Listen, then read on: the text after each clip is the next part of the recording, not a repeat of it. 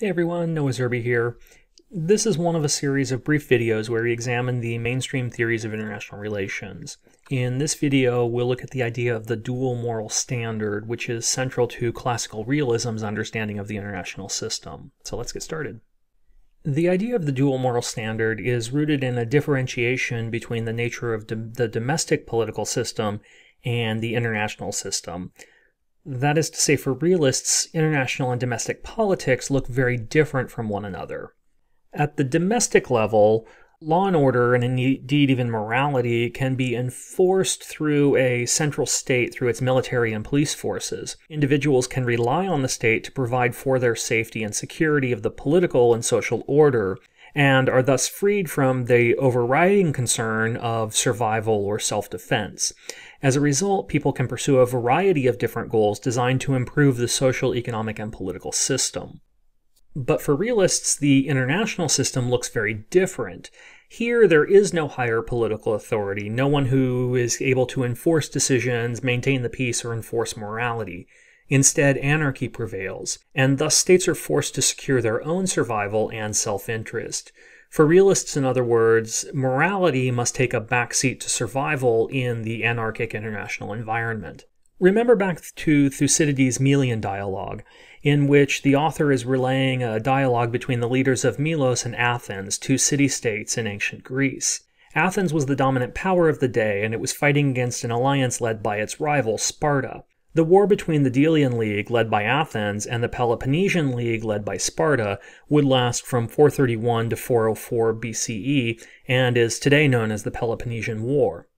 In 416 BCE, the war was roughly at its midway point. That year, Athens was laying siege to Melos, an ally of Sparta, and Athens dispatches an emissary to convince Melos to surrender to their mighty power. The conversation that took place between them was the Melian dialogue. In it, the Melians are trying to convince the Athenians to spare them from conquer, while the Athenians are trying to convince the Melians to surrender, pay homage to Athens, and join them in their war against Sparta. The Melians initially attempt to convince Athens to leave them alone and to accept Melos' independence and neutrality by evoking questions of fairness and justice.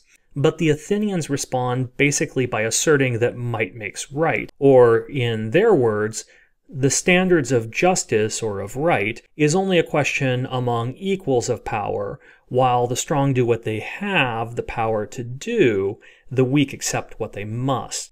Seeing their initial push for justice rebuffed, the Melians shift and try to convince Athens that it's not in their interest to attack, stating that since you force us to leave justice out of account and to confine ourselves only to self-interest, having a neutral neighbor is better than forcing us to fight against you with Sparta. Unfortunately for Melos, the Athenians are not convinced, and Athens lays siege to the city. Melos eventually surrenders, and Athenian soldiers kill all of the men in the city and enslave the women and children.